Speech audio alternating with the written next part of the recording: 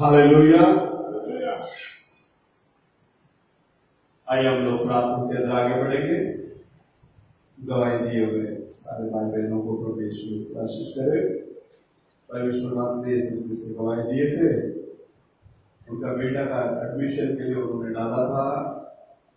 पहले तो काफी बहुत पीछे वेटिंग लिस्ट था, उसके बाद में 13 में आके खड़ा हुआ।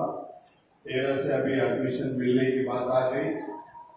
हमें विश्वास है बाकी सारे रुकावटों को प्रभु हटाकर उस बच्चे को उस स्कूल में एडमिशन दे दिए करके हम लोग विश्वास के साथ में आगे बढ़ेंगे। गवाही दिए हुए सारे भाई बहनों को बहुत आयत से प्रभु यीशु मसीह आशीष करके आगे बढ़ाने के लिए हम लोग प्रार्थना करेंगे। हमारे बीच में भाई जसमन है, वो प्रार्थना करेंगे।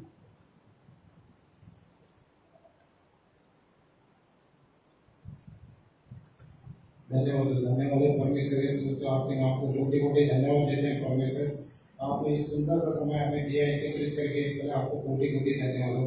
आप इस समय हमारे बीच में हैं, आपने सारे गवाहियों को सुना, हम विश्वास करते हैं परमेश्वर यीशु हमारे सारे दुख दर्दों को आपने सुना, हमारी भलाई हमारे लिए जो भलाई का काम किया उसके नाम पे गवाही दिया वो भी आपने सुना परमेश्वर। आगे जो होने वाला परमेश्वर यीशु से आप जानते हो परमेश्वर, आप सारे रुकावट को हटाकर आप सारा रास्ता को क्लियर करके दीजिए परमेश्वर, सारा चीजों को अच्छी तरह से करके दीजिए परमेश्वर। यीशु मसीह के मीठे नाम से मांगता हूँ परमेश्वर, आप एक ही चिल्ला बुलाए जो हमारी बातों को सुन के आप उसका उत्तर देते हैं हमेशा, हमारा हर एक दिलों का इच्छा को आप पूरा करते हो, हमारे साथ में रहिए। इसके लिए आपको कोटि कोटि धन्यवाद देता हूँ परमेश्वर। यीशु मसीह के नाम को धन्यवाद हो। आमीन।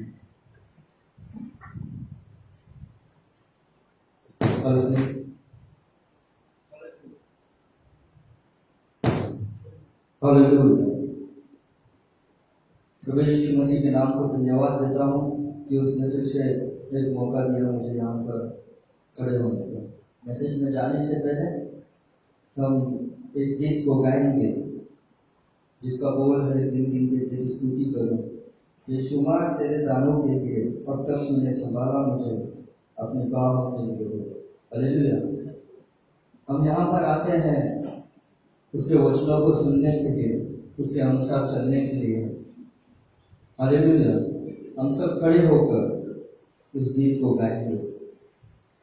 परमेश्वर हर समय, हर घड़ी, हर वक्त हमारे साथ खड़े रहता है, जब हम उस पर विश्वास करते हैं।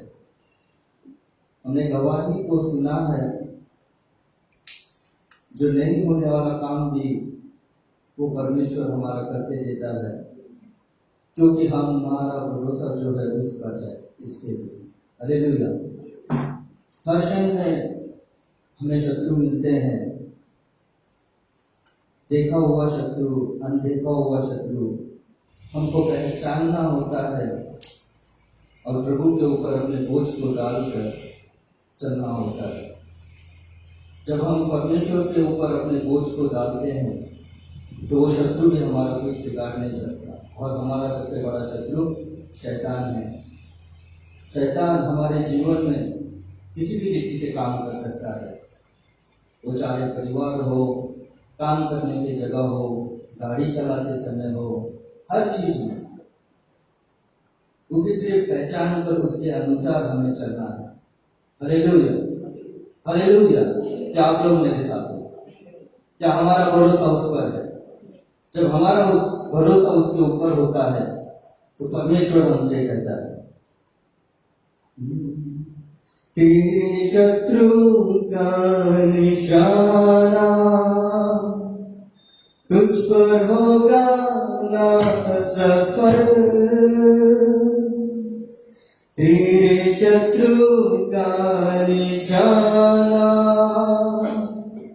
तुझ पर होगा ना सफल। आँखों की पुतली जैसे वो रखेगा मुझे हर पल। आँखों की पुतली जैसे वो रखेगा तुझे हर पल। गिन गिन के स्तुति करूं बेशुमार तेरे दानों के लिए। अब तक तूने संभाला मुझे, अपनी बाहों में लिए हुए। गिन गिन के स्तुति करूं बेशुमार तेरे दानों के लिए।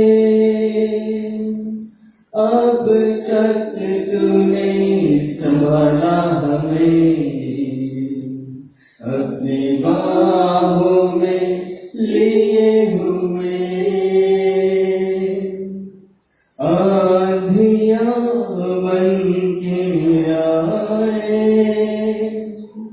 जिंदगी के फिकर। आंधियां बन के आए जिंदगी के फिकर। कौन है तेरा केवल हारा, है भरोसा तेरा इधर।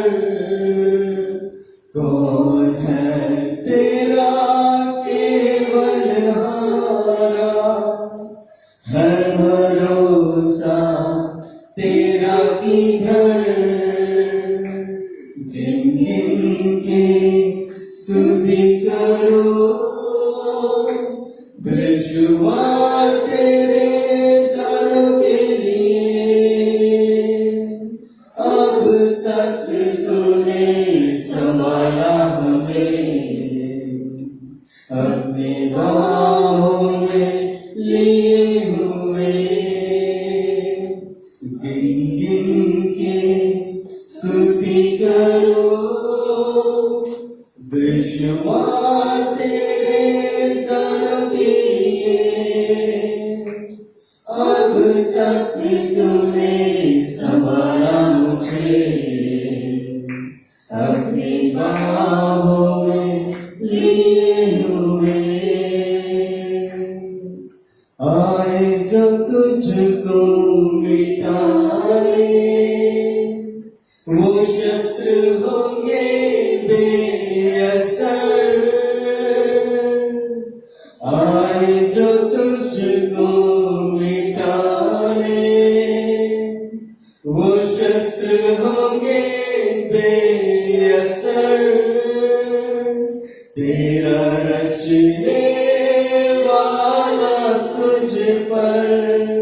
रखता है अपनी नजर, तेरा रचने वाला तुझ पर रखता है अपनी नजर। गिन गिन के स्तुति करो, बेशुमार तेरे दानों के लिए। अब तक तूने संभाला हमें, अपनी बाहों में लिए हुए। गिन गिन के स्तुति करो, बेशुमार तेरे दानों के लिए। अब तक तूने संभाला हमें, अपनी राहों में लिए हुए। तेरे शत्रु का निशाना तुझ पर होगा ना सफल। सब लोग मिलकर, तेरे शत्रु का निशाना तुझ पर होगा ना सफल। आँखों की पुतली जैसे वो रखेगा तुझे हर पल। लाखों की पुतली जैसे वो रखेगा मुझे हर पल। गिन गिन के स्तुति करो, बेशुमार तेरे दानों के लिए। अब तक तूने संभाला मुझे, अपनी राहों में लिए हुए। गिन गिन के स्तुति करो, बेशुमार तेरे दानों के लिए। अब तक तूने संभाला मुझे, अपनी बाहों में लिए हुए। आंधियां बन के आए जिंदगी की फिकर। आंधियां बन के आए जिंदगी की फिकर। कौन है तेरा केवल हारा, है भरोसा तेरा किधर। कौन है तेरा केवल हारा, है भरोसा तेरा किधर। गिन गिन के स्तुति करो, बेशुमार तेरे दानों के लिए। अब तक तूने संभाला मुझे, अपनी बाहों में लिए हुए। गिन गिन के स्तुति करो, बेशुमार तेरे दानों के लिए। अब तक तूने संभाला मुझे, अपनी बाहों में लिए हुए। आए जो तुझको मिटाने,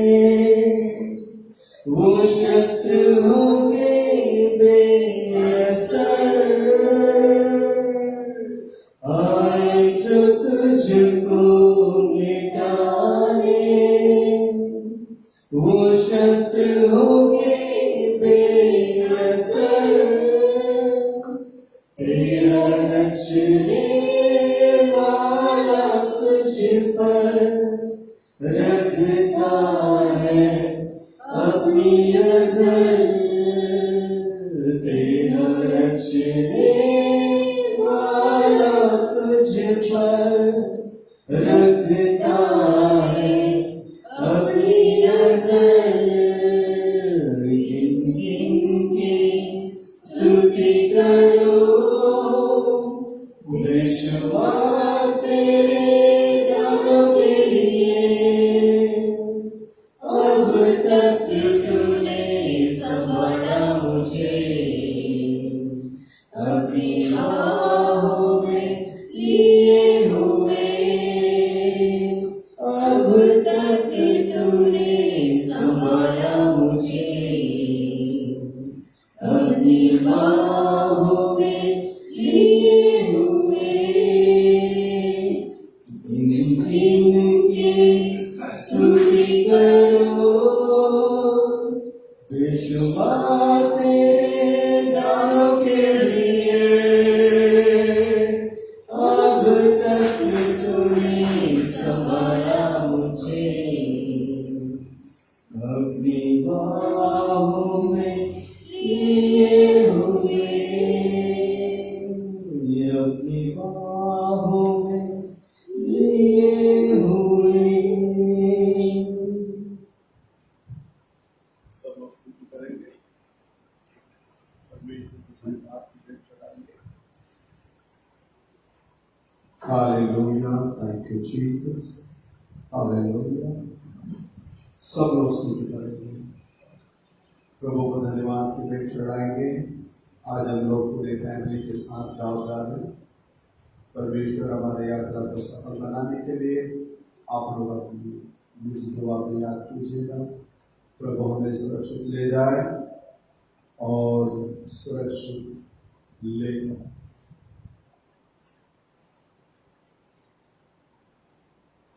என் உயிரான இயேசு என் உயிரோடு கலந்தீ, என் உயிரே நான் உம்மை துதிப்பேன், என் உயிரே நான் உம்மை துதிப்பேன், என் உயிரான இயேசு என் உயிரோடு கலந்தீ, என் உயிரே நான் உம்மை துதிப்பேன், என் உயிரே நான் உம்மை துதிப்பேன்,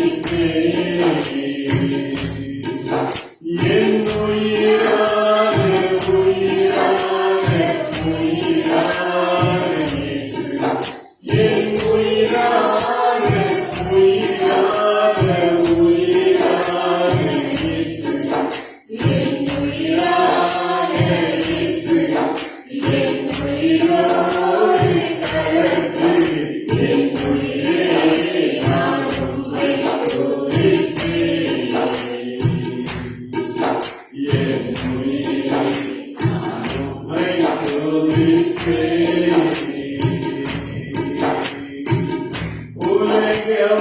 உலகமெல்லாம் மறக்குதையா, உலகமெல்லாம்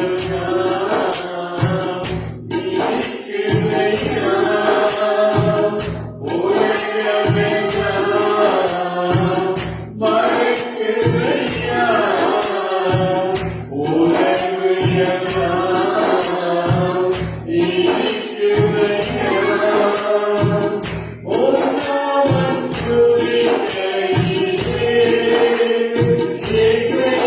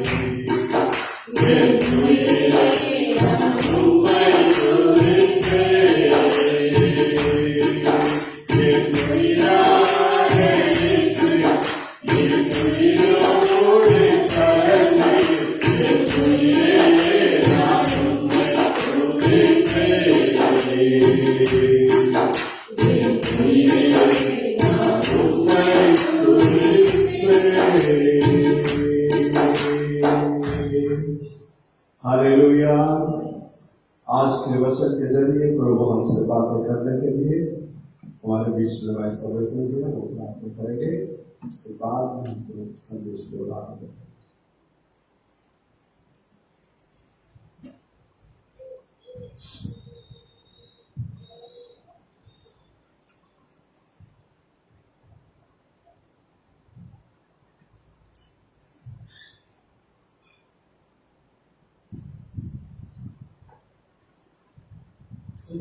வாசம் செய்கிற அன்பின் தேவனே, நேற்றும் இன்றும் மாறாத அன்பின் கர்த்தாவே, இதற்கு நாங்கள் வார்த்தைக்காக அந்த இடத்துல வந்து நாங்கள் காத்திருக்கிறோம். தேவனே, நீர் நாமே கர்த்தாவே இப்பொழுது நல்ல போதகராக இருக்கிறீர். நீங்கள் உள்ள வார்த்தைகளை கர்த்தாவே நீர் தர இருக்கிறீர். கர்த்தாவே, கடைசி காலத்தின் செய்தியை கர்த்தாவே நீர் நாமே எங்களுக்கு தரப்படியாக இருக்கிறீர். கர்த்தாவே, இந்த உலகமானது பெர்ஃபெக்ஷன் டைப்ல இருக்குது. கர்த்தாவே, நாங்கள் இப்போது இந்த உலகத்தின் கடைசி சமயத்தில் வாழ்ந்து கொண்டிருக்கிறோம். உலகமானது கொஞ்ச காலத்துல இது சாத்தான் மேல் கொடுக்கப்பட்டதே. கர்த்தாவே, நீர் வர இருக்கிறீர். நீர் வந்து கர்த்தாவே ஒரு சிங்காசன யுதம் கொடுத்த சிங்கமாக நீர் வருகிறீர். கர்த்தாவே, அப்பொழுது தேவனை கர்த்தாவே நாங்கள் யாரும் கர்த்தாவே உண்மை நோக்கி நாங்கள் பார்க்கும்போது நாங்கள் மகிமைப்பட்டு உம்மோடு நாங்கள் வருவோம் என்று வேதம் சொல்கிறது. தேவனை எங்களை அழைத்திருக்கிறீர். கர்த்தாவே, நாங்கள் உண்மையோடாக இருந்து கர்த்தாவே இந்த வார்த்தையை தரித்திருந்து தேவனே நீர் வரமட்டுமா கர்த்தாவே நாங்கள் எங்களுக்கு ஐக்கியத்தை நாங்கள் கர்த்தாவே உமக்காக என்னென்ன செய்ய வேண்டும், என்ன காரியங்கள் ஈடுபட வேண்டும் என்பதை நீர் தாமே கர்த்தாவே எங்கள் சிந்தை மூலமாக இந்த வார்த்தை மூலமாக நீர் வெளிப்படுத்தி எங்கள் தன்னுடைய ஜெபிக்கிற கர்த்தாவே எங்களை தாக்குகிறோம். கர்த்தாவே, எங்களுக்கு ஏதுடைய கர்த்தாவே நாங்கள் காரியான பாத்திரமாக இருக்கிறோம். கர்த்தாவே, நீர் எங்களுக்கு நிரம்பப்படுவது கர்த்தாவே நாங்கள் பரிசுத்தமாக முடியும் என்று வேதம் சொல்கிறது. கர்த்தாவே, இப்பொழுது பிரம்மமை கர்த்தாவே நீர் 7 முத்திரைகளை கொண்டு கர்த்தாவே நீர் வார்த்தை வெளிப்படுத்த காட்டினேன். 1963 கர்த்தாவே அந்த எல்லா 7 முத்திரைகள் உடைக்கப்பட்டன. தேவன் 7 தரம் அந்த உலகத்தை அந்த வார்த்தையை சுற்றி சென்றது. நீர் பிரம்மமை கர்த்தாவே 1965 காட்சியிலிருந்து எடுத்துக்கொண்டு ஆனால் கர்த்தாவே இப்பொழுது மாவட்ட சபையின் மூலமாக கர்த்தாவே இந்த வார்த்தையை கர்த்தாவே உலகம் செல்ல நீர் கருவை செய்து அதற்காக நாங்கள் கர்த்தாவே நீர் அழைத்திருக்கிறேன். நீங்களை பரிசுத்தப்படுத்துகிறீர்கள். கர்த்தாவே, வார்த்தை ஒவ்வொரு கண்டுகொள்ள எங்கள் மனக்கண்ணை திறக்கட்டும். தேவனே கர்த்தாவே, வார்த்தை என்ன என்பதை நாங்கள் புரிந்து கொள்ளட்டும். கர்த்தாவே, அதன் மூலமாக நாங்கள் ஜீவிக்க வேண்டும். தேவனே, இந்த உலகமானது கர்த்தாவே கொடுமையான ஒரு காலத்தில் இருக்கிறது. கர்த்தாவே, தேவனே அனுதாமே எங்களுக்கு அநேக வேண்டுதல்கள் உள்ளது. கர்த்தாவே, தேவைகள் உள்ளது. கர்த்தாவே, எல்லாவற்றையும் கர்த்தாவே எந்த மனிதர் மூலமா நாங்கள் அதை பூர்த்தி செய்ய இயலாத. கர்த்தாவே, ஆனால் கர்த்தாவே நீர் எங்களுக்காக ஒரு பாஸ்டரை வைத்திருக்கிற. கர்த்தாவே, அனைத்து வேலை கர்த்தாவே நீர் அவர் மூலமா போசிக்க முடியாது ஜெபிக்கிற. கர்த்தாவே, நீர் நம்ம அவரை மூடி மறைத்து பாதுகாத்து கொள்ளட்டும். கர்த்தாவே, கடைசி சங்கத்துக்காக நிற்கக்கூடிய பாஸ்டர் குடும்பத்தை நீர் நம்ம ஆசிரியர்கள் ஜெபிக்கிறேன். தேவனே, சபை வல்லமையான கர்த்தாவே ஒரு ஆவி இறங்க முடியாது ஜெபிக்கிறேன். கர்த்தாவே, ஆதியின் சபைகளை கர்த்தாவே எப்படி கர்த்தாவே நீர் தாமே ஒரு தூதரை கொண்டு கர்த்தாவே இந்த வார்த்தைகளை நீர் வெளிப்படுத்தினார். கர்த்தாவே, அதே விதமாக வெளிப்படுத்த சத்தியம் கர்த்தாவே இந்த இடத்துல இறங்க நீர் திரும்பி செய்யாது கர்த்தாவே. காலமாக வேண்டிக் கொண்ட போது கர்த்தாவே அந்த அபிஷேகம் இறங்கியது. கர்த்தாவே, அந்த அபிஷேகம் கர்த்தாவே இப்பொழுது இந்த மத்தியில் இறங்க முடியாது கர்த்தாவே.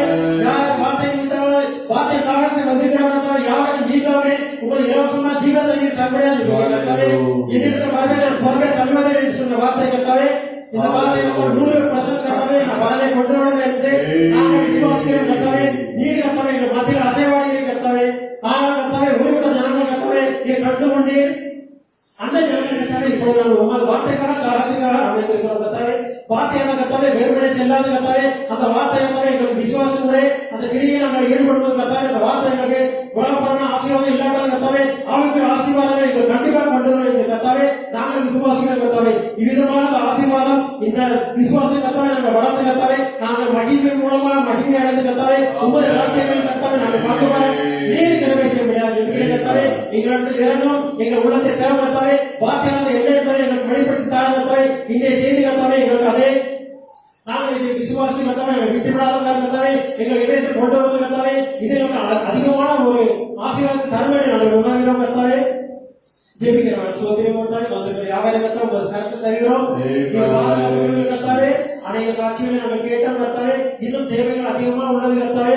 ஆனால் வார்த்தையை நாங்கள் விசுவாசி அதன் மூலமாக தெரிந்திருக்கிற பிள்ளைகள் கர்த்தாவே வெறுமனே விடாதவர்கள் எல்லாவற்றையும் என்னென்ன வேண்டுதல் உண்டோ எல்லாத்தையும் நீ நிறைவேற்ற வல்லவராக இருக்கிற கர்த்தாவே. நீர் உயிர்த்தவர் வல்லமை உள்ள தேவன் கர்த்தாவே. இதோ வார்த்தையானது உயிர்கிறது கர்த்தாவே. அந்த வார்த்தை கூட மத்தியில கர்த்தாவே சாத்தானும் வந்து கர்த்தாவே கடைகளை விதைக்கிறான் இருந்தாலும் கர்த்தாவே அந்த உண்மையான விதைகள் சத்தியமான விதைகள் என்ன என்பதை கர்த்தாவே நீர் எங்கள் மத்தியில் விதைத்திருக்கிற கர்த்தாவே. அந்த வித்துகளை கொண்டு கர்த்தாவே நாங்கள் வளர்ந்து ஆவிக்கிற பலனை ஆவிக்கிற கனிகளை கொடுத்த நீர் எங்கள் மத்தியில் இருந்து எங்களுக்கு வழிநடத்தி கர்த்தாவே எங்களை தாழ்த்துகிறோம். இப்பொழுது கர்த்தாவே வார்த்தை கிரியை செய்யணும் கர்த்தாவே. நாங்கள் யார் முகத்தை யார் காணாதவர் கர்த்தாவே இருந்தாலும் வார்த்தை மட்டும் ஜீவிக்க கிரியை செய்ய முடியாது கர்த்தாவே. வார்த்தை எங்கள் உள்ளத்தில் வளர்க்கும் கர்த்தாவே. அந்த வார்த்தை கொண்டு கர்த்தாவே நாங்கள் கடைசி வரை நாங்கள் சத்தியத்தில் எடுத்திருக்க நீ நாங்கள் சத்திய வசனத்தை போதிக்க முடியாது கர்த்தாவே. குடும்பத்தில் யாரை ஆசீர்வதிக்க கர்த்தாவே. தேவனை கர்த்தாவே வந்திருக்கிற எல்லா உள்ளங்களும் கர்த்தாவே தூரத்திலிருந்து அருகிலும் வந்து யாவரை கர்த்தாவே வார்த்தை மூலமாக ஆசீர்வதிக்க கர்த்தாவே. இந்த வார்த்தையானது கர்த்தாவே இந்த உலக நிலத்தை கூட எங்களை கொண்டு செல்லும் எங்களை விசுவாசிக்கிறோம். எங்களை தாழ்த்துகிறோம். எங்களுக்கு எதிர்மொழி கர்த்தாவே நாங்கள் யாரும் தாழ்த்து இந்த வார்த்தைக்காக உங்களுடைய பணிவாக அனுமதிக்கிறோம் கர்த்தாவே. நீர் பேசும் எங்களுக்கு கர்த்தாவே ஒருவனை தரும்படியாக கர்த்தராகிய இயேசு கிறிஸ்து நாமத்தில் ஜெபிக்கிறேன். ஆமென். भाई हम लोग वचन को पढ़ेंगे इब्रानियों का पुस्तक 7वां अध्याय 36वां वचन. इब्रानियों 7 इब्रानियों का पुस्तक 7वां अध्याय 36वां वचन. Hebrew 7 chapter 26. अतः ऐसी महायाजक हमारे योग्य था जो पवित्र और निष्कपट और निर्मल और पापियों से अलग और स्वर्ग से भी ऊंचा किया हुआ हो.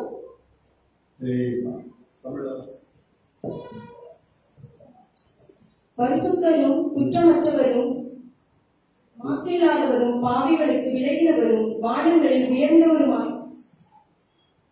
உயர்ந்தவருமாய் இருக்கிற இவ்விதமான பிரதான ஆசாரியரை நமக்கு ஏற்றவராய் இருக்கிறார். बैठ सकते हैं.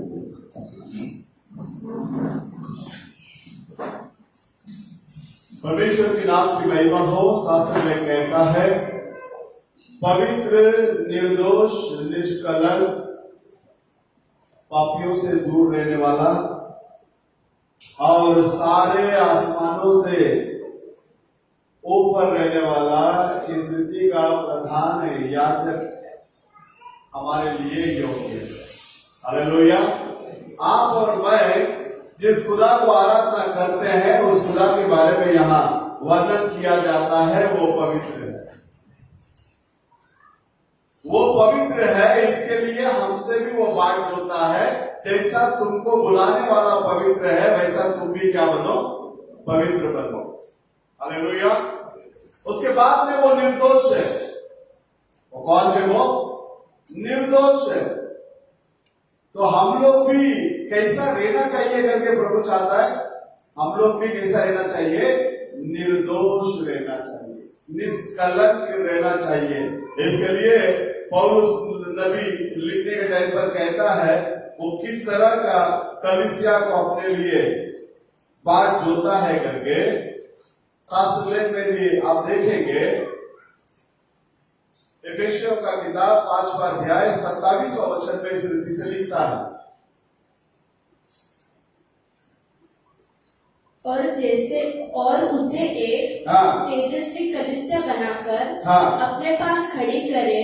उसने कैसा कलीसिया को अपने पास खड़ा करना चाहता है?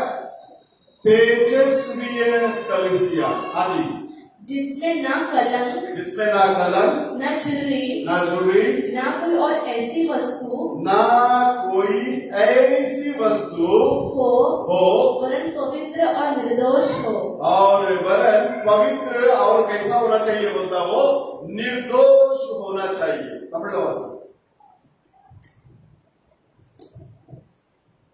கருதிரை முதலானவைகள் ஒன்றும் இல்லாமல் பரிசுத்தமும் விலையற்றதுமான மகிமையுள்ள சபையாக அதை தமக்கு முன் நிறுத்திக் கொள்வதற்கும் ना दाग रहना चाहिए, ना धब्बा रहना चाहिए, ना जुरी रहना चाहिए, एकदम महिमामय कलीसिया को प्रभु क्या करता है? चाहता है। कलीसिया लगभग मसीह के जैसे ही दिखने में आना चाहिए करके कौन चाहता है? परमेश्वर चाहते हैं। हालेलुया। कलीसिया के लोग कैसे दिखने में आना चाहिए? मसीह के जैसे ही दिखने में आना चाहिए। नबी कहने के समय पर कहता, कलीसिया शुरुआत होने से पहले कलीसिया के लोग आराधना के समय से लगभग 45 मिनट पहले आकर बैठे करके बोलते। कितना मिनट? चर्च आर्डर में पढ़कर देखना। बोलता है कलीसिया के लोग कलीसिया आराधना शुरुआत होने से पहले लगभग 45 मिनट को भी पहले आकर वो लोग क्या करना चाहिए? बैठकर आराम से शांति पूर्वक किसके साथ में बातें करना चाहिए? किसके साथ में? हालेलुया। किसके साथ में बातें करना चाहिए? प्रभु के साथ में क्या करना चाहिए? बातें करना चाहिए। इंस्ट्रूमेंट बजाने वाला वो आए, वो एकदम स्वीट वॉइस में इंस्ट्रूमेंट को क्या करे? बजाए। इंस्ट्रूमेंट के अंदर जो गिटार हो गया, तुम्हारा कीबोर्ड हो गया, इसको एकदम प्यार से जब बजाते हैं ना परमेश्वर के गीतों को, उसके अंदर में भी क्या आता है? सामर्थ आता है। इस बात को विश्वास करते हैं आप लोग? हालेलुया। शास्त्र में कहता, परमेश्वर से छोड़ा गया एक दुष्ट आत्मा साउल के ऊपर जब आता था, जब दाऊद उस इंस्ट्रूमेंट को बजाने के टाइम में शास्त्र में कहता है परमेश्वर का आत्मा क्या करता था? वहां आता था। हालेलुया। परमेश्वर एक ऐसा कलीसिया चाहता है, तेजस्वी, मतलब महिमा से एक भरा हुआ कलीसिया। तो कलीसिया परमेश्वर के लिए क्या देना चाहिए? समय देना चाहिए। हालेलुया। आप लोग मेरे साथ है? परमेश्वर के लिए क्या देना चाहिए? समय देना चाहिए। परमेश्वर ने बोला 6 दिन काम करो, 7वां दिन क्या करो? विश्राम। हम लोग पहले दिन में कलीसिया को क्या करते हैं? आराधना चलाते हैं, इसलिए कि यीशु मसीह का जी उठा हुआ दिन के हिसाब से नबी बात करने के टाइम इस रीति से बात करें। और लोग जो 7वां दिन को जो मनाते हैं, वो 7वां दिन के बारे में बात करने के समय में वो कहता है, ये दुनिया जिस रीति से 7वां दिन को मनाता है, वो बाइबल के अंदर क्या नहीं होता? टैली नहीं होता। क्योंकि प्रभु 6 दिन काम किया, 7वां दिन क्या किया? विश्राम किया। प्रभु का 6 दिन इंसान के लिए 6000 साल। हालेलुया। तो ये जो 7वां दिन के बारे में प्रभु का दिन जो बात कर रहा है, वो जो है वो 1000 साल का क्या है? वो राज्यभार, वही क्या है? विश्राम का दिन है। तो परमेश्वर के अंदर प्रिय लोगों, कलीसिया, ऐसा कलीसिया को प्रभु चाहता है, तेजस्वी कलीसिया, मतलब महिमा से भरा हुआ कलीसिया, जिसमें दाग ना हो, धब्बा ना हो। हम लोग हिब्रू में पढ़े थे, बोलता है कि सारे पापियों से दूर रहने वाला परमेश्वर, पापों से। अगर परमेश्वर पाप को घृणा करता है, पापी को नहीं, तो आज हम लोग भी, हमारा संगति जो है पापियों के साथ में होना नहीं चाहिए। इसका मतलब ये नहीं कि हम पापियों को नफरत करें ना, पापियों को प्रेम करना जरूरी है, उनके लिए प्रार्थना करना जरूरी है, क्योंकि जैसे आप और मैं उद्धार पाया है वैसे वो लोग भी क्या करना चाहिए, उद्धार पाना चाहिए। तो मसीह का प्रेम ही उनको क्या कर सकता है, मसीह के पास आकर्षित कर सकता है। तो परमेश्वर चाहता है कि परमेश्वर की कलीसिया महिमा से भरा रहे, क्योंकि आदम और हव्वा पाप करने की वजह से उन लोगों ने क्या कर दिया, महिमा को, इसके वजह से महिमा चला गया। सभी ने पाप किया और महिमा से क्या हो गए, रहित हो गए, महिमा से वंचित हो गए। तो सभी ने पाप किया, उस पाप के खातिर महिमा चला गया। तो आज आपका और मेरा पापों की क्षमा मिला है, मिलने वाला नहीं है, हमको पापों की क्षमा मिला है। यदि हमको पापों की क्षमा मिला है तो परमेश्वर के अनुग्रह के जरिए, परमेश्वर के वचन के ऊपर गौर करके थोड़ी बहुत हम हमारे जीवन को उस वचन के तरफ मुड़ाएंगे। जिस महिमा को आदम और हव्वा ने खोया, वो महिमा को वापस प्रभु अपना मंडली को देना चाहता है। हालेलुया। इसके लिए वो कहता है एक तेजस्वी कलीसिया उसको क्या है, चाहिए। ये दुनिया दोष लगाएगा,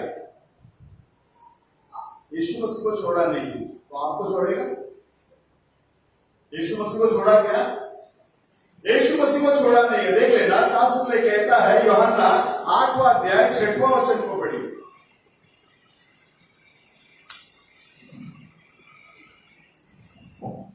அவர் மேல் குற்றம் சுமத்துவதற்கான காரணம் உண்டாகும் பொருட்டு அவரை சோதிக்கும்படி இப்படி சொன்னார்கள்.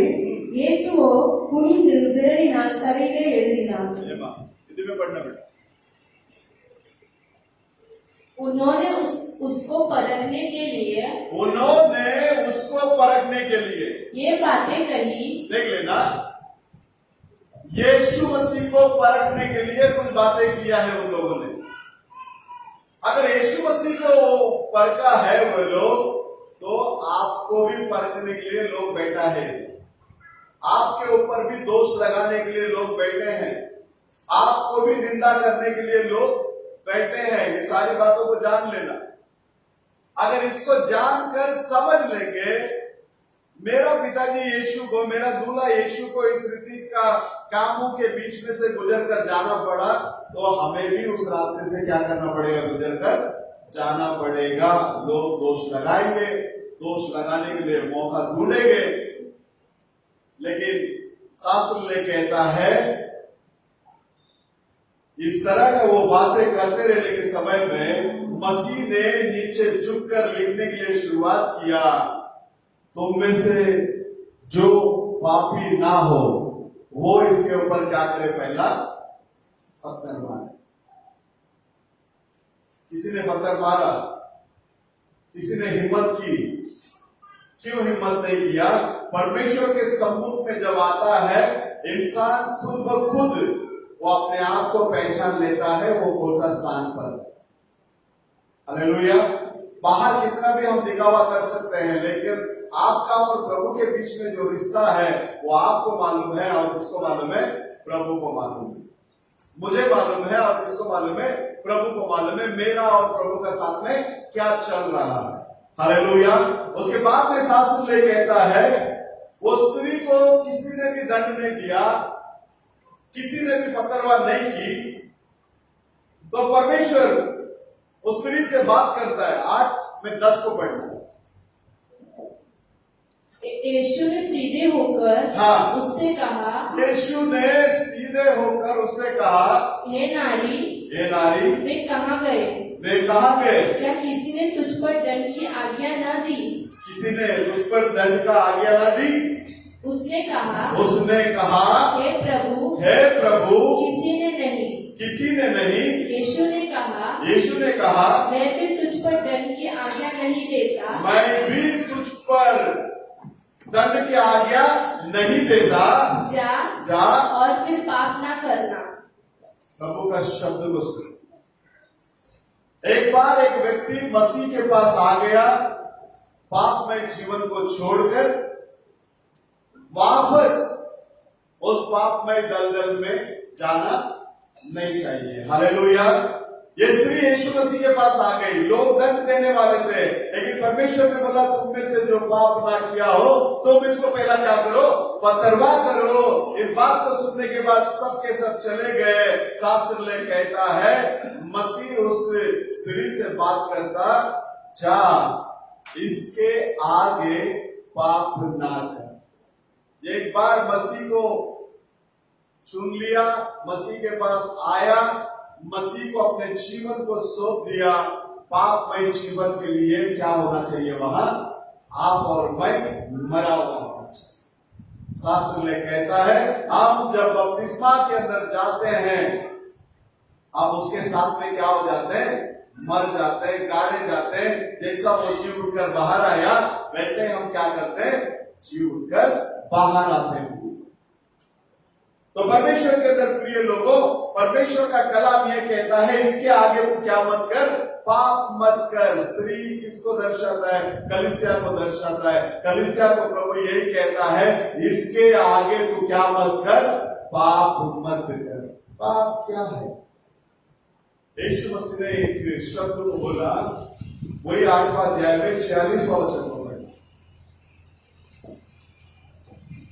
तुम में से कौन मुझे पापी ठहराता है? तुम में से कौन मुझे पापी ठहराता है? यदि मैं सच बोलता हूँ तो तुम मेरा विश्वास क्यों नहीं करते?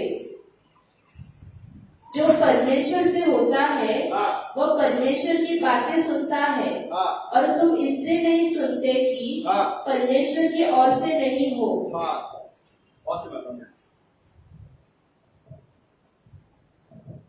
என்னிடத்தில் பாவம் உண்டென்று உங்களில் யார் என்னை குற்றப்படுத்தக்கூடும்? अपनी मनोमन சொல்றாரு, हमारा दूल्हा कहता है लोगों को देखकर मेरे पास पाप है करके तुम में से कौन मुझे दोष लगा सकता है? तो फिर आज दुल्हन का भी प्रश्न क्या होना चाहिए, दूल्हा और दुल्हन कितना शरीर है, कितना शरीर है? हेमन, दूल्हा और दुल्हन कितना शरीर है? एक शरीर है। दूल्हा कहता है तुम में से कौन मुझे दोषी करके दोष लगा सकता है, मन पाप है करके दोष लगा सकता है। तो इसका मतलब उसके अंदर पाप है ही नहीं। शास्त्र में कहता वो पाप को ना देखने वाला शुद्ध आत्मा वाला क्या है, वो परमेश्वर है। जब उसके अंदर पाप नहीं है तो दुल्हन के अंदर में भी क्या नहीं होना चाहिए, यही है नबी का संदेश। नबी की किताब में आप पढ़कर देख लेना, नबी वही बोलता है कि यदि दूल्हा के अंदर पाप नहीं है तो दुल्हन के अंदर में भी क्या नहीं दिखना चाहिए, पाप नहीं दिखना चाहिए। क्या है पाप?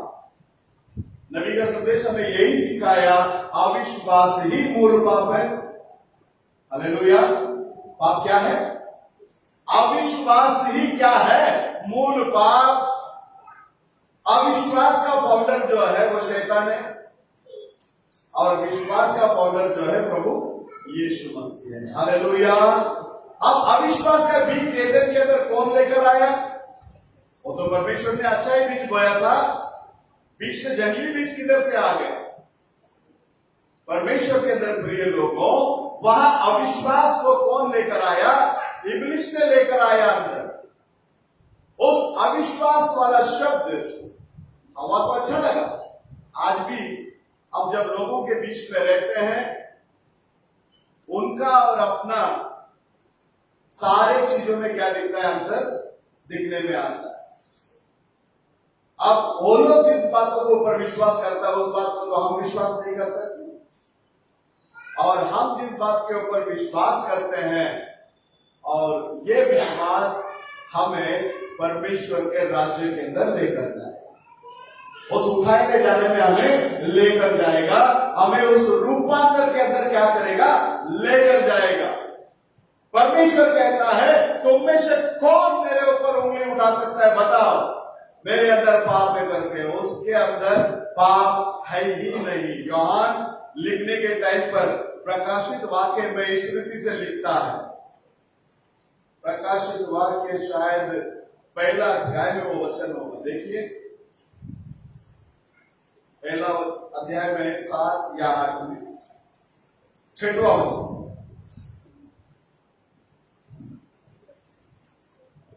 நம்மிடத்தில் அன்பு கூர்ந்து हाँ தமது இரத்தத்தினால் நம்முடைய பாவங்களை நம்மை கழுவி தம்முடைய பிதாவாகிய தேவனுக்கு முன்பாக நம்மை ராஜாக்களும் ஆசாரியர்களும் ஆக்கின அவருக்கு மகிமையும் வல்லமையும் என்றென்றைக்கும் உண்டாயிருப்பதாக ஆமென்।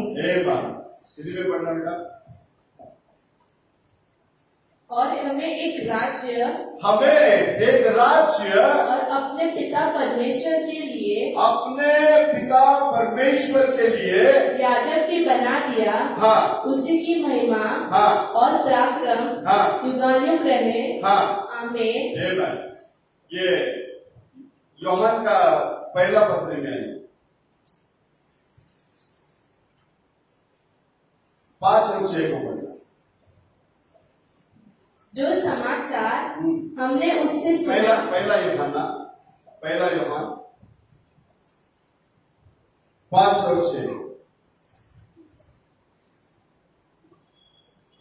जो समाचार हमने उससे सुना और तुम्हें सुनाते हैं वह यह है कि परमेश्वर ज्योति है और उसमें कुछ भी अंधकार नहीं।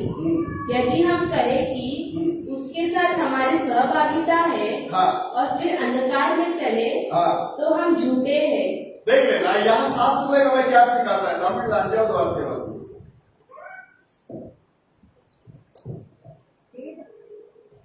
தேவன் ஒளியாய் இருக்கிறார்। परमेश्वर कौन है? ज्योति है। परमेश्वर ज्योति है। அவரில் எவ்வளவேனும் இருள் இல்லை। उसके पास थोड़ा सा भी क्या नहीं है बोलता, अंधियारा नहीं है। अंधियारा बोलने से मरण, अंधियारा बोलने से अविश्वास, अंधियारा बोलने से पाप। उसके पास थोड़ा सा भी क्या नहीं है, अंधियारा नहीं है।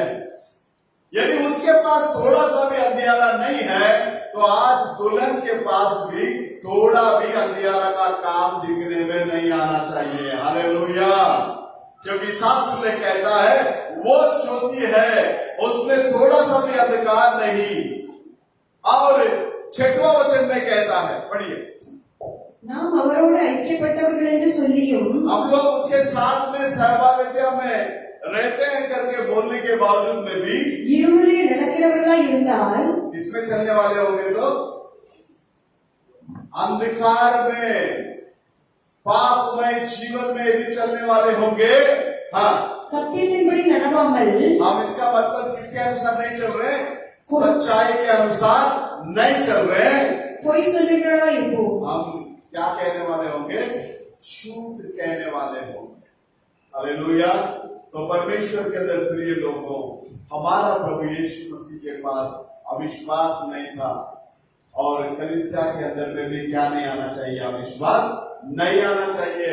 अभी बात करने के टाइम में इजराइल के लोग जब तक बराबर वचन को फॉलो करके चलते थे जोशुआ के नेतृत्व में, कभी भी मरण उसके अंदर क्या नहीं किया, नहीं आया। अभी कहता है कोई डॉक्टर की जरूरत नहीं पड़ी, कोई नर्स की जरूरत नहीं पड़ी, कोई रेड क्रॉस को जरूरत नहीं पड़ा, कोई एम्बुलेंस का जरूरत नहीं पड़ा। वचन को प्रॉपर फॉलो करके उन लोग जब तक चल रहे थे वहां जय जय था। एक व्यक्ति उठा है ना, कुछ सोने चांदी और शाल के ऊपर इच्छा किया, उसको उसने क्या कर लिया, चुरा कर रख लिया। उसके वजह से इनोसेंट लोग क्या कर दिए गए, मारे गए। हालेलुया। परमेश्वर के अंदर प्रिय लोगों, इच्छा आप लोगों के जीवन में प्रबल होने के लिए जगह मत देना। परमेश्वर के अंदर प्रिय लोगों, जब तक वो लोग प्रॉपर वचन के अनुसार चल रहे थे, मरण उनके भीतर क्या नहीं कर सका, आ नहीं सका। हम भी प्रॉपर वचन के अनुसार जीवन जिएंगे, हमारे ऊपर में भी मरण प्रबल नहीं होगा। हालेलुया। हालेलुया। यीशु मसीह के बारे में जितने भी वचन लिखा गया था वो सारे वचन को पूरा करके वो कब कब्र में जाने के बाद वो कब्र उनको रोक कर नहीं रख सका, क्योंकि उन्होंने वचन को क्या किया, पूरा किया।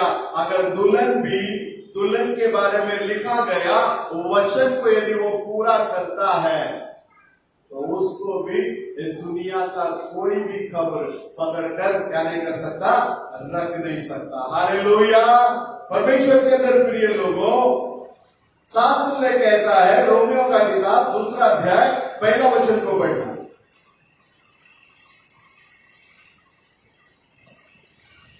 तो ஆகையால் மற்றவர்களை குற்றவாளியாக தீர்க்கிறவரை நீ யாரானாலும் சரி போக்கு சொல்ல உனக்கு இடமில்லை.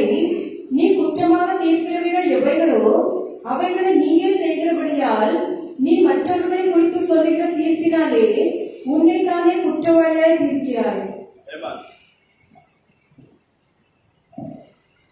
अतः हे दोष लगाने वाले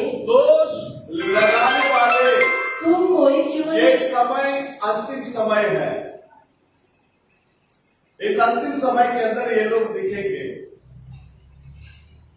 दोष लगाने वाले तू कोई क्यों न हो, तू कोई क्यों ना हो, तू निरुत्तर है, तू निरुत्तर है, क्योंकि जिस बात में तू दूसरों पर दोष लगाता है, जिस बात पर तूने दूसरों पर दोष लगाता है, उसी बात में अपने आप को भी दोषी ठहराता है। उसी बात में अपने आप को भी क्या ठहराता है, बोलता है। कभी भी हम किसी के ऊपर उंगली उठाने से पहले एक उंगली सामने जाता है तो 3 उंगली किधर बताता है, अपने ऊपर बताता है। तो हम दूसरों के ऊपर उंगली उठाने वाले ना बने। हालेलुया। दूसरों को दोषी ठहराने वाले ना बने। हम कौन होता है किसी को दोषी ठहराने वाला? हर एक को अपना अपना हिसाब क्या करना है, देना है। तो परमेश्वर के अंदर प्रिय लोगों, शास्त्र लेगा में सिखाता है, परमेश्वर जिनको चुन लिया उनके ऊपर दोष लगाने वाला कौन? और परमेश्वर स्वयं उसको धर्मी बनाता है। हालेलुया। हो सकता है आदमी गिर गया, कल उठ सकता है। कल एक व्यक्ति गिर गया, आज उठ सकता है। आज जो व्यक्ति गिर गया वो कल उठ सकता है। शास्त्र में कहता है धर्मी जन 7 बार भी गिरेगा तो उसको खड़ा करने वाला कौन है? परमेश्वर है। हालेलुया। सिर्फ परमेश्वर को स्मरण करो, परमेश्वर का आज्ञा को पालन करो, परमेश्वर का वचन को प्रथम स्थान दो। प्रभु आपको उठाकर क्या करेगा? खड़ा करेगा। यदि प्रभु खड़ा करेगा आपको कोई गिरा नहीं सकता। अगर प्रभु गिराएगा उसको कोई उठा भी नहीं सकता। हालेलुया। तो इसलिए हमारे ऊपर प्रभु का जो दया है, जो अनुग्रह है, उसको तुच्छ ना समझते हुए उसको आदर करके प्रभु के ऊपर प्रेम करके हम लोग क्या करेंगे? आगे बढ़ेंगे। शास्त्र लेगा में सिखाता है, रोमियो का किताब 14वां अध्याय 10वां वचन को पढ़ना।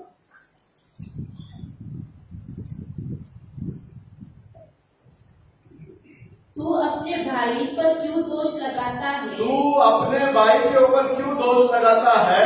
या तू फिर क्यों अपने भाई को तुच्छ जानता है? देख लेना, ना तो हम अपने भाइयों के ऊपर या बहनों के ऊपर दोष लगाने वाले होना चाहिए, ना तो हम अपने भाई या बहन को तुच्छ जानने वाला होना चाहिए। हालेलुया। अब जैसे अपने आप में प्रेम करते हैं वैसे और लोगों को भी क्या करना चाहिए? प्रेम करना चाहिए। मत्ती में एक सिंपल वर्ड में पूरा बाइबल को प्रभु ने लिख दिया। बोलता है तुम जैसे दूसरे लोग तुम्हारे साथ में व्यवहार करना चाहिए करके तुम चाहते हो, वैसे ही तुम भी दूसरों के साथ में भी क्या करना। एक ही वचन, ये वचन एक आदमी का जिंदगी को डायरेक्टली पलटी कर सकता है। हालेलुया। एकदम सिद्धता के अंदर क्या कर सकता है? लेकर आ सकता है। शास्त्र में कहता है तुम किसी के ऊपर में भी क्या नहीं करना? दोष ना लगाना। कोई भी अपना भाई को तुच्छ ना समझना। अपना भाई बोलने से कौन है अपना भाई? हम सब एक ही लहू से खरीदे गए हुए लोग। कितना लहू? एक ही आत्मा में, एक ही शरीर में जाके बैठने वाले लोग। शास्त्र में कहता है प्रभु ने सभी को लहू से क्या किया? निर्मल किया। सभी को एक ही लहू से निर्माण किया। वो लोग पाप के अंदर गिरने के बाद सभी को एक ही लहू से छुड़ाया। अलग अलग लहू नहीं, निर्माण किया एक ही लहू से और छुड़ाया भी। कितना लहू से छुड़ाया? एक ही लहू से छुड़ाया। वो भी किसका लहू? परमेश्वर का लहू। कोई यहूदी का लहू नहीं है, कोई अन्य जाति का लहू नहीं है, वो परमेश्वर का लहू से हमें क्या मिला? छुटकारा मिला। हर एक के ऊपर प्रभु का लहू है। प्रभु वहां से देखने के टाइम में सबके ऊपर यीशु मसीह का लहू दिखेगा। अब सबके ऊपर यीशु मसीह का लहू लगा हुआ है तो उसके नजर में इधर कोई बड़ा छोटा दिखेगा क्या? सबके सब कैसा दिखेगा? समानता में दिखेगा। हालेलुया। नबी कहता है रेस्पेक्ट करके संदेश में, इस दुनिया में कोई भी मनुष्य किसी मनुष्य के ऊपर प्रभुता करना चाहिए या मनुष्य के गुलाम बनाकर रखना चाहिए, ये प्रभु का योजना नहीं। हालेलुया। हम हर एक के ऊपर प्रभुता करने वाला एक ही व्यक्ति है और वो है प्रभु यीशु मसीह। आज वो कौन सा रूप में है? पवित्र आत्मा के रूप में है। अब ये पवित्र आत्मा आपके हृदय रूपी सिंहासन पर आकर बैठेगा, वो रूल करेगा, तुम्हारा पूरा लाइफ पवित्र होगा। हालेलुया। तुम्हारा पूरा लाइफ क्या होगा? पवित्र होगा। क्योंकि पवित्रता के बिना कोई भी किसको नहीं देख सकता? परमेश्वर को नहीं देख सकता। शास्त्र लेख सिखाता है हृदय के अंदर जो पवित्र है वे लोग धन्य है, वे लोग परमेश्वर को क्या करेंगे? देखेंगे। शास्त्र लेख कहता है रोमियो का किताब 14वां अध्याय 13वां वचन। बेटा ठीक से बैठना। अतः आगे को हम एक दूसरे पर दोष न लगाए, एक दूसरे के ऊपर दोष न लगाए, पर तुम ये ठान लो कि कोई अपने भाई के सामने ठेस या ठोकर खाने का कारण न रखे। देख लेना शास्त्र लेख कितना सफाई से बताता है। देखिए हम लोग एक दूसरे के ऊपर दोष लगाने वाले नहीं, एक दूसरे के सामने भाई आपस में एक दूसरे के सामने ठेस पहुंचाने वाला या ठोकर खाने वाला पत्थर को नहीं डालना। हमारे लिए एक ही पत्थर है, एक ही चट्टान है और वो चट्टान जो है मसीह है। अब वही पत्थर नेव का भी पत्थर बना,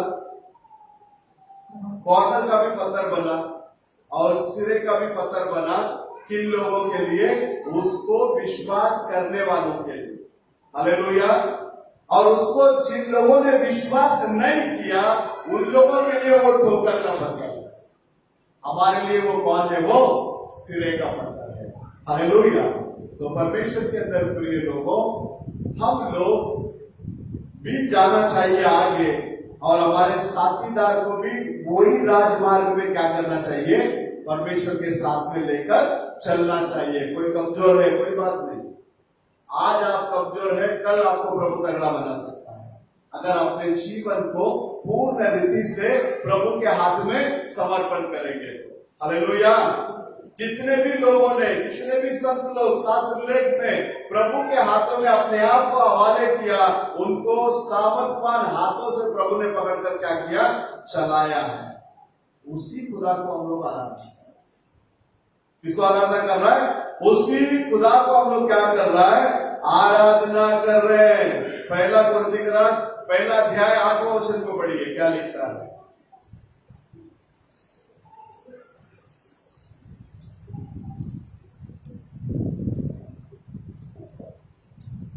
वह तुम्हें अंत दृढ़ भी करेगा कि तुम हमारे प्रभु यीशु मसीह के दिन में निर्दोष ठहरो।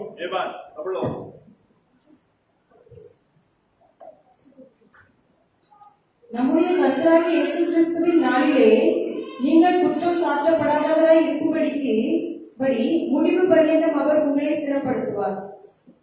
और कब तक स्थिर करेगा बोलता प्रभु? आखिरी तक।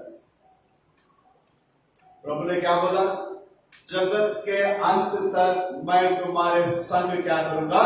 सदैव रहूंगा। हालेलुया। क्या शास्त्र में कहता है? हमारा यहोवा प्रभु यीशु मसीह के दिनों में तुम्हारे ऊपर कोई क्या नहीं करेगा? दोष नहीं लगाएगा।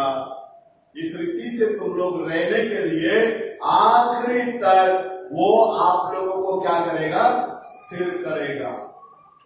कभी आखिरी तक आप और मैं उसके साथ में बने रहेंगे। शास्त्र लेखा में सिखाता है मुझ में बने रहो तो बहुत सारा फल क्या कर सकते हैं? तुम लोग ला सकते हैं। यदि मुझ में ना बने रहोगे तो फल नहीं ला सकते। और उसके साथ में जो बने हैं उन्हीं को लेने के लिए वो आ रहा है। इसको लेने के लिए आ रहा है। उसके साथ में जो जुड़े हुए हैं, उसके साथ में जो लोग बने हैं, उनको ही वो लेने के लिए क्या कर रहा है? प्रभु आ रहा है। परमेश्वर के अंदर प्रिय लोगों, शास्त्र ले कहता है, गलातियों का किताब 6वां अध्याय 1 वचन को पढ़ना।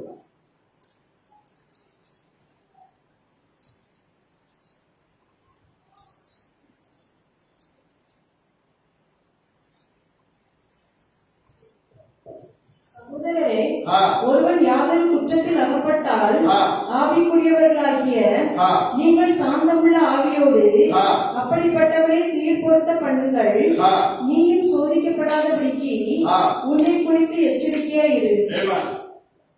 जी। हे भाइयों, हे भाइयों, यदि कोई मनुष्य यदि कोई मनुष्य किसी अपराध में पकड़ा भी जाए, किसी अपराध में पकड़ा भी जाए, तो तुम जो आत्मिक हो, हम लोग कौन है बोलता? आत्मिक हो। हाँ, नम्रता के साथ ऐसों को संभालो। आत्मिक हो, नम्रता के साथ में ऐसे को क्या करो बोलता? संभालो। और अपनी भी चौकसी रखो, अपने में चौकसी रखो कि तुम भी परीक्षा में ना पड़ो। और तुम भी किसमें ना पढ़ो? परीक्षा में ना पढ़ो। परमेश्वर के अंदर प्रिय लोगों, यहाँ सिद्धता की ओर जाना है तो एक दूसरे को क्षमा करना। क्षमा करने की क्षमता के बारे में किसी से सीखना है तो किससे सीखो? मसीह से सीखो। उसने क्षमा किया है तो हम भी क्या करेंगे? क्षमा करेंगे। कल एक जूम मीटिंग में था, मैं मलेशिया से एक पास्टर गवाही दे रहा, बोलता है मुझे परमेश्वर ने एक जगह में जाने के लिए प्रेरणा किया। उस जगह पे मैं गया, वहां बहुत ही पीछे की ओर गया हुआ लोग हैं जिनको परमेश्वर के बारे में मालूम नहीं, प्रेम के बारे में मालूम नहीं। ऐसे लोगों के बीच में प्रभु ने मुझे ले गया। वहां जाने के बाद लगभग 50 लोगों ने उसको पकड़ के मारा बोलता उस पास में। कितना लोग? प्रभु बोलता जाने के लिए, ये बेचारा गया।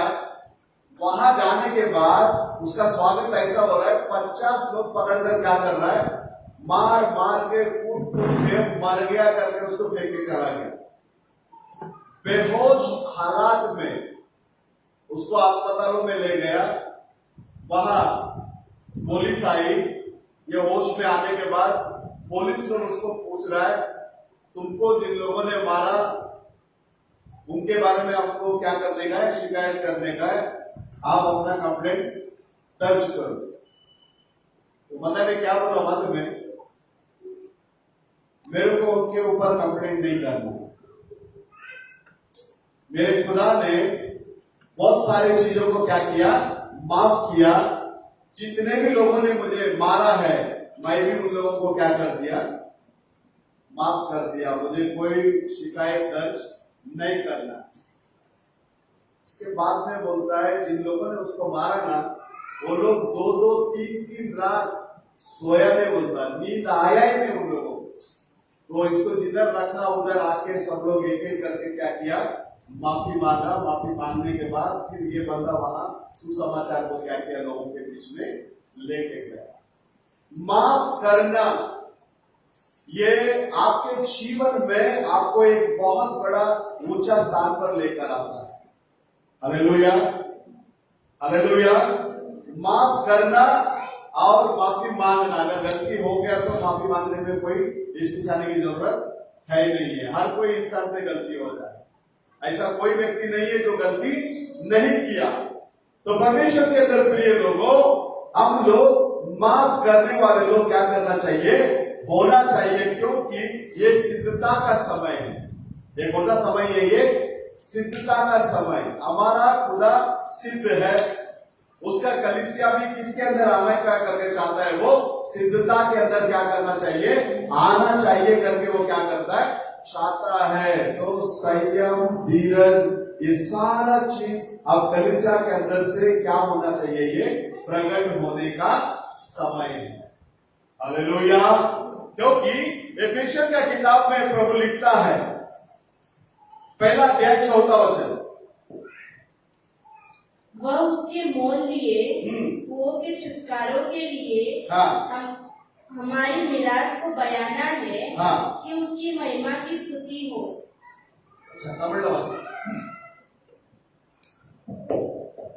தமக்கு முன்பாக अपने सामने நாம் அன்பில் பரிசுத்தம் உள்ளவர்களும் குற்றமில்லாதவர்களுமாய் இருப்பதற்கு அவர் உலக தோற்றத்திற்கு முன்னே கிறிஸ்துவுக்குள் நம்மை தெரிந்து கொண்டபடியே।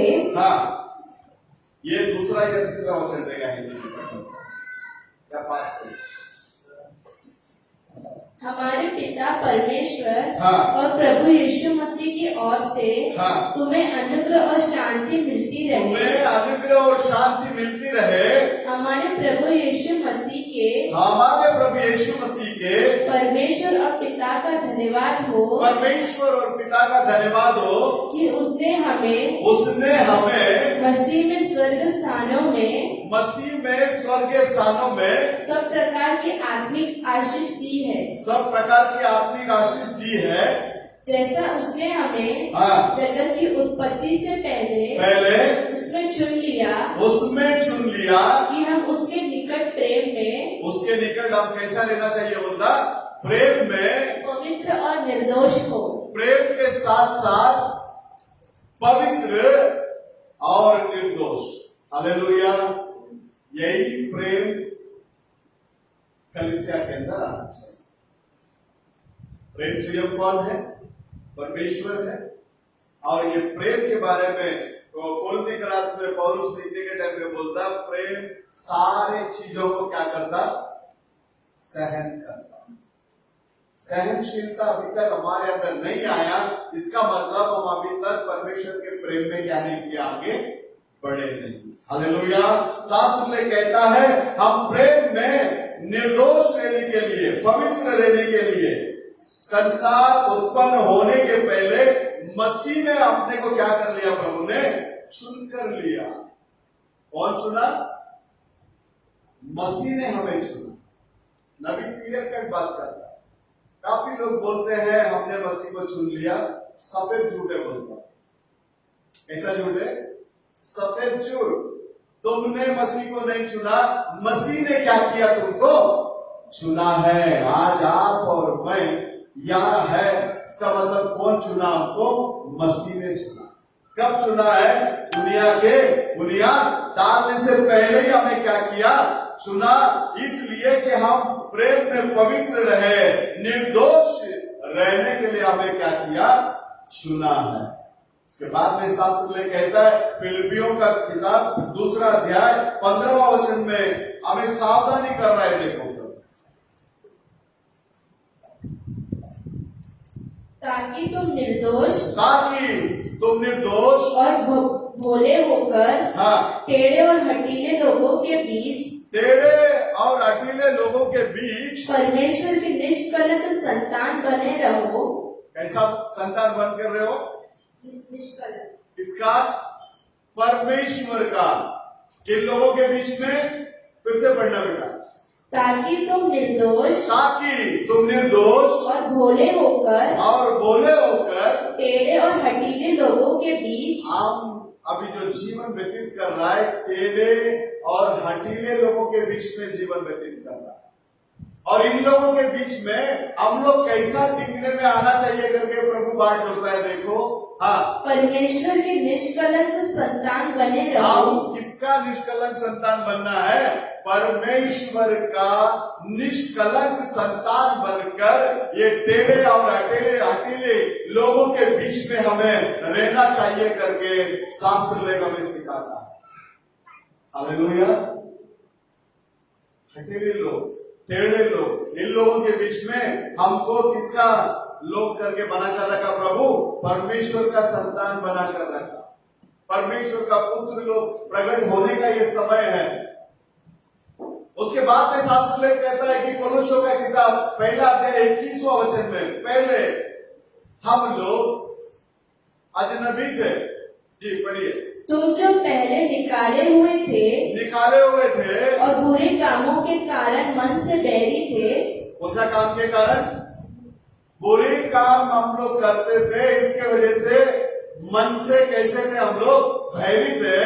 उसने जब उसके शारीरिक देह में हाँ, मृत्यु के द्वारा इसने, मसीह ने अपने शारीरिक मृत्यु के द्वारा तुम्हारा भी मेल कर लिया। तुम्हारे को क्या कर लिया? बोलता मेल कर लिया।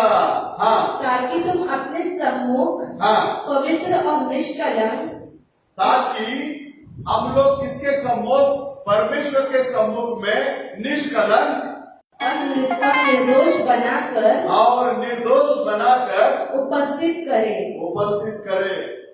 निर्दोष, निष्कलंक, हमेशा हम लोग किसके सामने खड़ा होना चाहिए? प्रभु के सामने खड़ा होना चाहिए। परमेश्वर के अंदर प्रिय लोग, पहला थिस्सलुनीयन 5वां अध्याय में 23वां वचन में इस रीति से कहता है। पढ़िए, मैं समाप्त करता हूं। शांति का परमेश्वर आप ही तुम्हें पूरी रीति से पवित्र करे। कौन करेगा? शांति का परमेश्वर आप ही तुम्हें पूर्ण रीति से क्या करेगा? आधा अधूरा नहीं, पूर्ण रीति से तुमको क्या करेगा? पवित्र करेगा। और तुम्हारी आत्मा और प्राण और देह हमारे प्रभु यीशु मसीह के आने तक पूरे और निर्दोष सुरक्षित रहे। हालेलुया। शास्त्र लेख कैसे हमें सिखाता है? देखिए, शांति का परमेश्वर स्वयं आप लोगों को क्या करे? पूर्ण रीति से पवित्र करे। तुम्हारा आत्मा, शरीर, प्राण हमारा प्रभु के यीशु मसीह के आने के समय में वो कैसा रहना चाहिए? बोलता निर्दोष रहना चाहिए। हालेलुया। क्योंकि हमारा रहने का स्थान किधर है? ऊपर है। फिलिपियों का किताब 3 अध्याय 20वां वचन इस रीति से कहता है। वहां से कौन आने के लिए हम लोग बाट जो रहा है वो भी वो बता रहा है। पर हमारा स्वदेश स्वर्ग पर है। किधर है? हमारा स्वदेश किधर है? सिर्फ एक ही टाइम में हम लोग वो गाना गाता है। इसका विकेट गिर गया, लेके जाने के टाइम में वो गाना गाता है। सियोन देश हमारा है देश, रहते हैं हम, वाकई में हम परदेश में ही हैं। हमारा देश किधर है? ऊपर है। हाँ, और हम एक उद्धारकर्ता प्रभु यीशु मसीह के वहाँ आने से बाट जो रहे हैं। आने के लिए हम लोग सब क्या कर रहे हैं? बोलता बाट जो रहे हैं। हालेलुया। तो परमेश्वर के अंदर प्रिय लोगों, यीशु मसीह बहुत जल्द से जल्द क्या करने वाला है? आने वाले हैं। अब उसके आगमन के समय में कलीसिया कैसा दिखना चाहिए? निर्दोष, निष्कलंक, पवित्रता में, सिद्धता में वो क्या करना चाहिए? आगे बढ़ा हुआ दिखने में आना चाहिए। ये सारी बातें कब हमारे जीवन में आएगा? कलीसिया पूरा का पूरा परमेश्वर के आत्मा से भरपूरी से जब भरा जाएगा, उस समय में ये सारा गुण कलीसिया के अंदर क्या करने में आएगा, दिखने में आएगा। तो जैसे आप अपने हर काम के लिए समय निकालते हो, वैसे ही परमेश्वर से बातें करने के लिए भी, परमेश्वर के साथ में चलने के लिए भी समय निकालो। प्रभु के पास बैठो और बोलो, प्रभु इस बर्तन को क्या करो, भरो। एक चीज को बताता है, एक कलीसिया में ऐसा अनाउंस किया गया था, आने वाला संडे सबको सूप मिलेगा, अपना अपना बर्तन लेकर आना, सूप लेकर पीने के लिए। तो सब लोग बड़ा टीशर्ट के साथ छोटा छोटा कप लेकर आए। एक बूढ़ी माता बोलता हुआ एकदम बड़ा बर्तन लेकर आए, सब लोग उसको देखकर हंसा। सब लोग छोटा छोटा लेकर आ रहे और ये बूढ़ी माँ देखो पूरा बड़ा केटली उठाकर ला रही है। अब देखा तो जो छोटा छोटा बर्तन लाया उनको भी सूप मिला, और वो जो बूढ़ी माँ बड़ा केटली लाई उसको भी वो पूरा केटली भरकर दिया। तो परमेश्वर से आप जिस रीति से अपेक्षा करके जैसे आप बर्तन को लाओगे, उस हिसाब से प्रभु अपना बर्तन को क्या करेगा, भरेगा। इसके लिए प्रभु के पास हमेशा आपका डिमांड, आपका मान हमेशा कैसा होने दो, बड़ा होने दो। समय निकालो, प्रभु के पास बैठो, दोष लगाने वाले मत बनो, दोष को क्षमा करने वाले बनो, हालेलुया, प्रेम करने वाले बनो, संगति में बढ़ो, आत्मा में बढ़ो, प्रभु के कार्य के लिए आगे आओ। प्रभु आप लोगों को आशीष करे। आइए हम सब लोग उठकर खड़े हो जाएंगे, उस समय में गीत गाएंगे, हम लोग परमेश्वर के लिए दान देंगे। और कलीसिया नबी के संदेश के अनुसार कलीसिया के प्रत्येक भाई बहन दान और अपने दशमांश के जरिए कलीसिया को संभालना चाहिए करके नबी हमेशा कहता है। इसलिए हम लोग संदेश के अनुसार अपने जीवन को व्यतीत करेंगे। प्रभु यीशु मसीह हम सब लोगों को आशीष।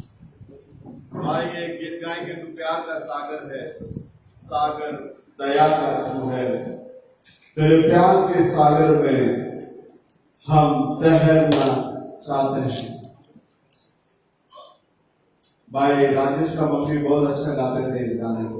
तू प्यार का सागर है, सागर दया का तू है। Song number 355। तू प्यार का सागर, सागर दया का तू है, तू प्यार का सागर, सागर दया का तू है। तेरे प्यार के सागर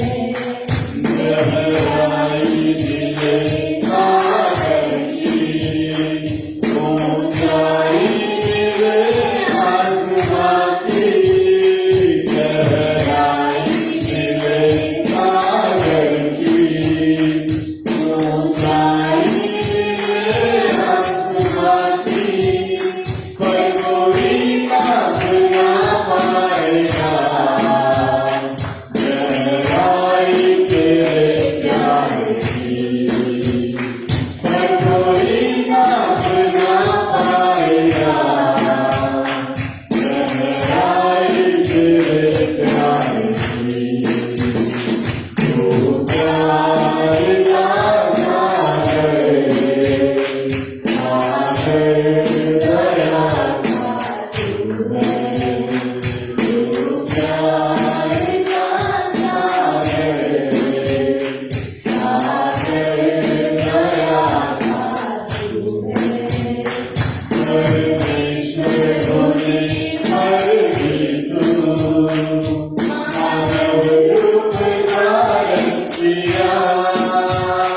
परमेश्वर होने पर भी क्रूर मानव रूप धारण किया। प्रभु तेरे इसी प्यार ने हमको दीवाना बनाया। प्रभु तेरे इसी प्यार ने हमको दीवाना बनाया। तू प्यार का सागर, सागर दया का तू है। तू प्यार का सागर, सागर दया का तू है। तेरे प्यार के सागर में हम तैरना चाहते हैं। तेरे प्यार के सागर में हम तैरना चाहते हैं। तू प्यार का सागर, सागर दया का तू है। तू प्यार का सागर, सागर दया का तू है। सागर दया का तू है। सागर दया का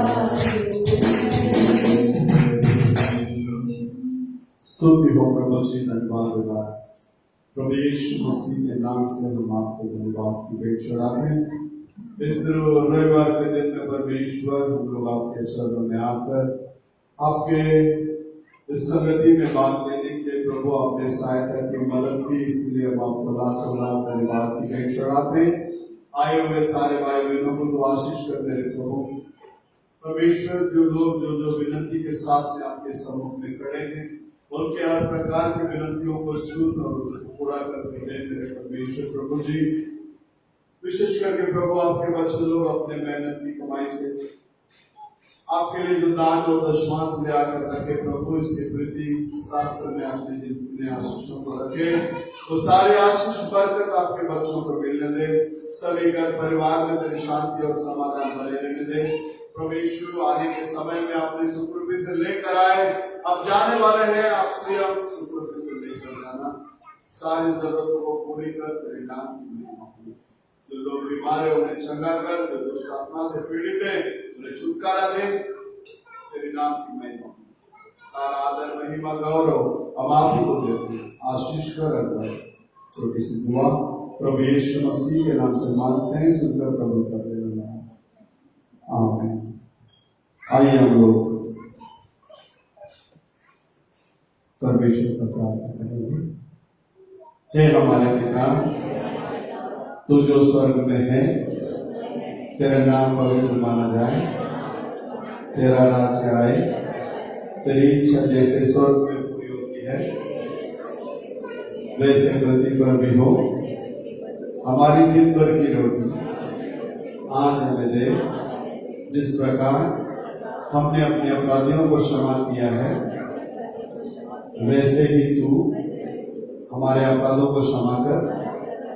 हमें परीक्षा में ना ला, परंतु बुराई से बचा, क्योंकि राज्य और पराक्रम और महिमा सदा तेरे ही है। आमीन। आइए हम लोग आखिरी गीत गाएंगे। हालेलुया,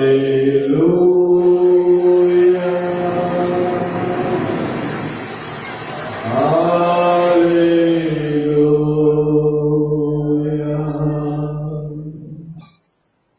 हालेलुया,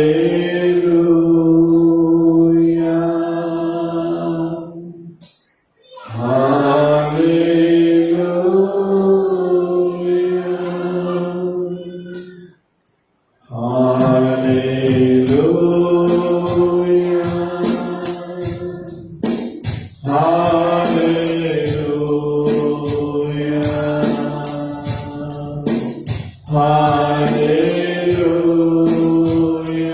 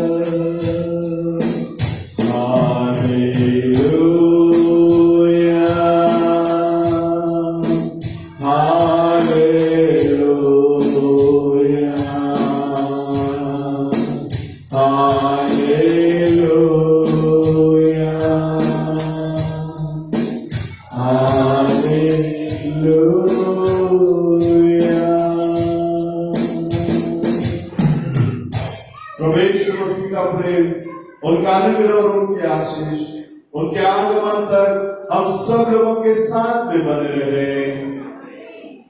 बोला कृष्ण महाराज की, बोलो हालेलुया। सब लोगों को जय मसीह की। प्रभु यीशु मसीह सबको आशीष दे। आमीन।